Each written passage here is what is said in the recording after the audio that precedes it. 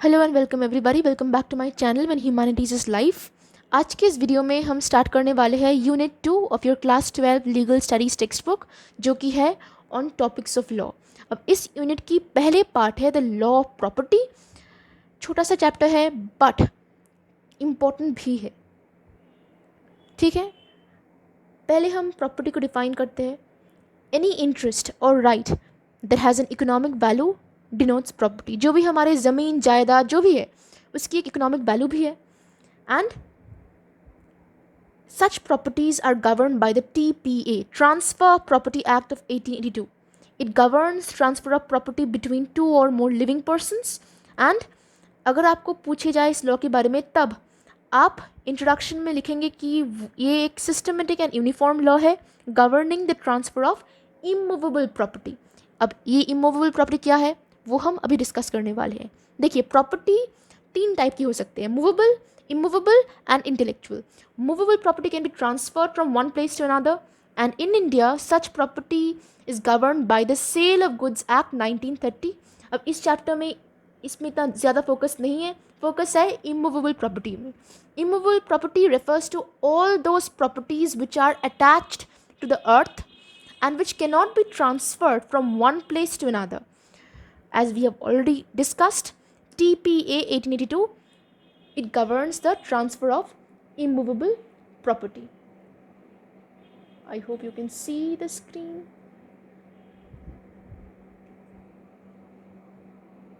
Right.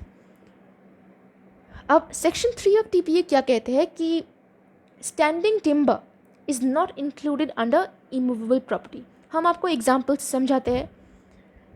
हमारे जो lands है, बिल्डिंग्स है, and any benefit arising out of the lands and buildings, they are immovable property.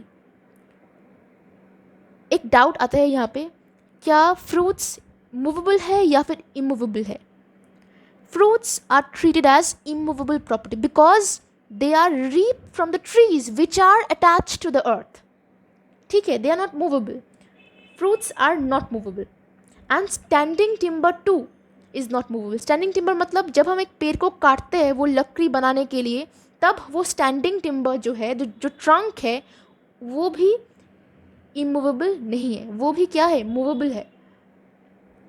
और यही बात हमारे मर्शाल वर्सेस ग्रीन, ये जो केस था, ये डिसीजन में यही कहा गया है।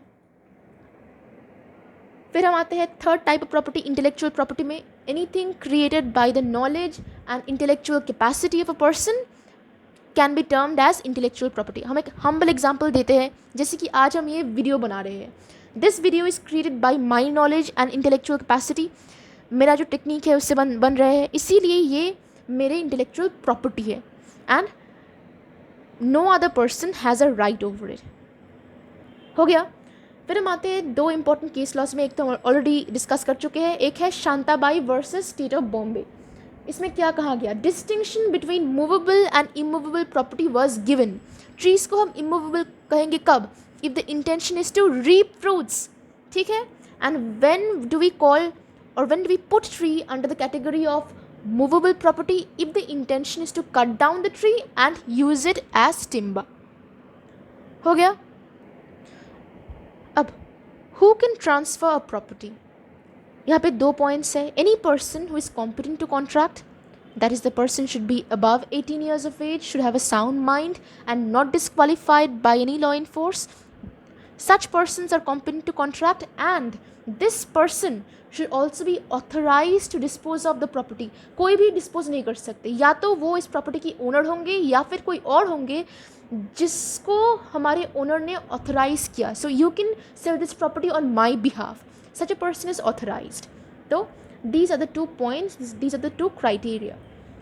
अब हम आते हैं सेकेंड पार्ट पे, who is a transfer and who is a transferee. अब ये तो आप जानते ही है, ए पर्सन हु ट्रांसफर्स, जो उनके प्रॉपर्टी को दे रहे हैं, such a person is a transferor and the person who is receiving the property is the transferee. अब how can property be transferred? The mode of transferring the property, it varies according to the value. Property की value क्या है? देखिए, अगर property की value more than ₹100 है, तब उसकी ट्रांसफ़र सिर्फ रजिस्टर इंस्ट्रूमेंट के द्वारा ही हो सकते हैं. We have to register it then. अगर एक प्रॉपर्टी टैंजिबल है, टैंजिबल मतलब anything that we can touch, and if the value of the property is less than ₹100, तब वो property can only be transferred by delivery. For instance, जैसे कि हम यहाँ ड्रॉ भी कर चुके हैं, फ्रूट्स लाइक मैंगोज. अब मैंगोज टैंजिबल है, we can touch the mangoes and generally it cost less than ₹100. तो इसे हम डिलीवरी के द्वारा ही ट्रांसफर कर सकते. Delivery is in simply selling the thing in exchange of money. And if the property is intangible which cannot be touched, तब उसको हम ट्रांसफ़र कर सकते हैं ओनली बाय रजिस्ट्रेशन. जैसे कि इंटेलेक्चुअल प्रॉपर्टी, अगर हमें इंटेलेक्चुअल प्रॉपर्टी को ट्रांसफ़र कर रहे हैं तो it will only be by a registered instrument. Legally वो करना पड़ेगा, चाहे जितना भी वैल्यू हो, जितना कम हो, जितना ज़्यादा हो, डजेंट मैटर. अब मेथड ऑफ ट्रांसफ़र क्या है? पहली तो बात यह है कि we have to register. Registration is an essential legal formality. And पहला स्टेप क्या है? पहले तो the parties to the contract और the parties who are to transfer the property amongst them, they have to affix their signature in the documents. अब documents में क्या क्या रहेंगे? Rights, obligations and liabilities of the party. ये सब कुछ mention होंगे यही डॉक्यूमेंट में जहाँ पे पार्टीज साइन करेंगे. फिर दो विटनेसेस, दो ऐसे इंसान जो कि पार्टीज नहीं है इस ट्रांसफ़र की, वो भी अटेस्ट करेंगे with the intention to simply sign, और कुछ नहीं है. फिर हमारे फोर्थ स्टेप ये है कि after everything is done, after party sign, after witnesses sign, फिर हमारे जो डॉक्यूमेंट्स है it will be sent to the registrar office and a seal will be affixed on the signature. इसी से हमारे जो ट्रांसफ़र की मेथड है वो कंप्लीट होते हैं. The next thing is essentials of a valid transfer. There are 6 points here.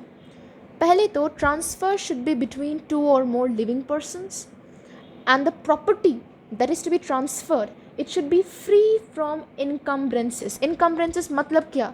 इनकम्बरेंसेस मतलब लीगल ऑब्स्टिकल्स. कुछ ऐसे झंझट रहते हैं ना, जैसे कि एक केस चल रहा है शायद, ऐसे नहीं होना चाहिए. And it should be of a transferable nature. Then the transfer should not be for an unlawful object or an unlawful consideration. कोई इलीगल चीज़ के लिए ट्रांसफ़र नहीं होना चाहिए. And it shouldn't involve a person who is formally disqualified by law to be a transferor or a transferee. देखिए ये बहुत ही सिंपल पॉइंट्स है. सिंपली आप इन्हें एक दो बार पढ़ेंगे and you will just be able to remember it. And the transferor जो ट्रांसफ़र कर रहे हैं उनकी प्रॉपर्टी किसी दूसरे को, that person must be competent to make the transfer. That person must be entitled to the transferable property. उन्हीं के प्रॉपर्टी होना चाहिए. And the person should be authorise to dispose of the property. ठीक है. Appropriate method of से registration, attestation, ये सब हो जानी चाहिए. इनके एब्सेंस में कोई भी ट्रांसफ़र लीगल नहीं है. लास्ट पॉइंट क्या है? In case of a conditional transfer where an interest is created on the fulfilment of a condition, the condition should not be illegal, immoral or oppose to public policy. जैसे कि एक इंसान है विकास, जो कि सुनीता को उनके फार्म हाउस बेच रहे हैं. एंड इन कंडीशन क्या रखा कि you give me your car and you take my farm house. तो यहाँ पे ये जो कंडीशन है ये इलीगल नहीं है. पर अगर विकास ये कहते कि आप मेरे फार्म हाउस ले जाओ और मुझे आपके बेटे को बेच दो, I will keep him as a labour, तब तो ये क्लियरली एक इलीगल एंड इमोरल कंडीशन है. सच conditions can not be kept. ठीक है, यही था. अब यहाँ पर हम दो डॉक्ट्रिन्स सीखने वाले हैं. पहले तो डॉक्ट्रिन ऑफ इलेक्शन, जो कि सेक्शन 35 ऑफ TPA में दिया गया है. डॉक्ट्रिन ऑफ इलेक्शन के क्या कहते हैं कि a party to a transfer cannot accept and reject in a single transaction. The parties has to accept both और नन. एग्जाम्पल से समझते हैं. विकास सुनीता के एग्जाम्पल से ही समझते हैं. अब विकास कह रहे हैं सुनीता से कि you take my farm house and my garden too. अब सुनीता कह रहे हैं कि I will only take your farm house but not your garden. क्यों? क्योंकि फार्म हाउस मेरे काम की आएंगे and the garden is useless to me. अब ये सुनीता नहीं कर सकते. while claiming the advantage, the burden of the instrument should also be accepted. यही है हमारे doctrine of election, accept both और नन. और कूपर वर्सेस कूपर ये जो केस है, यहाँ पे जो कोच से इसने कहा था कि doctrine of election is applicable on all types of property, every instrument, all types of transactions too. अब डॉक्ट्रिन ऑफ लिस पेंडेंस जो है, इसे समझने के लिए आप पहले लिटिगेशन की मतलब समझिए. Litigation refers to settling an issue in a court. एक फॉर्मल प्रोसीडिंग अब जब चल रहे, that's called a litigation. Doctrine of lis pendens is based on the premise, it's a Latin maxim, ut lite pendent nihil innovator. मतलब क्या है, अगर एक सूट और एक litigation is pending before a court on the title of an immovable property, then it cannot be transferred. अगर मेरे ज़मीन के ऊपर एक केस चल रहे है कि मतलब nobody knows if I am the owner or not, I am contesting my views in the court, तब हम इस हालत में हम ये प्रॉपर्टी को बेच नहीं सकते. I can't sell the immovable property because my title is it self in question. मतलब क्या है ये मैक्सिम की, nothing new should be introduced in a pending litigation. और ये जो लिस पेंडेंस की जो डॉक्ट्रिन है, इसे सेटिस्फाई करने के लिए कुछ कंडीशंस है. पहले तो द सूट और proceeding involving the immovable property should B pending. अगर कोई डिसीजन आ गया तब हम आराम से हम ट्रांसफ़र कर सकते हैं, पर उसके चलने की वक्त पे नहीं कर सकते. The right to the immovable property should be in question. My right to title should be in question in the suit. Third point क्या है, the property in litigation should be transfer. जिस ज़मीन पे केस चल रहा है वही property के बारे में जो ट्रांसफ़र होने वाले हैं वो होना चाहिए. Last but not the least, the transfer of the property should affect the rights of the third party. जो हम ये प्रॉपर्टी जो हम बेचने वाले हैं, जिसके लिए इतना सवाल आ रहे हैं, definitely it's going to impact the right of another person. तो it should affect the right of the third person. Then only the doctrine of lis pendens is going to be constituted. So that's it for this video. Thank you so much for watching. अगर ये lis pendens या किसी भी part आपको समझ में नहीं आया तो please write it in the comments. And if you like the video then please give me a like, share my video and do subscribe to the channel. Meet you in the next video. Bye bye.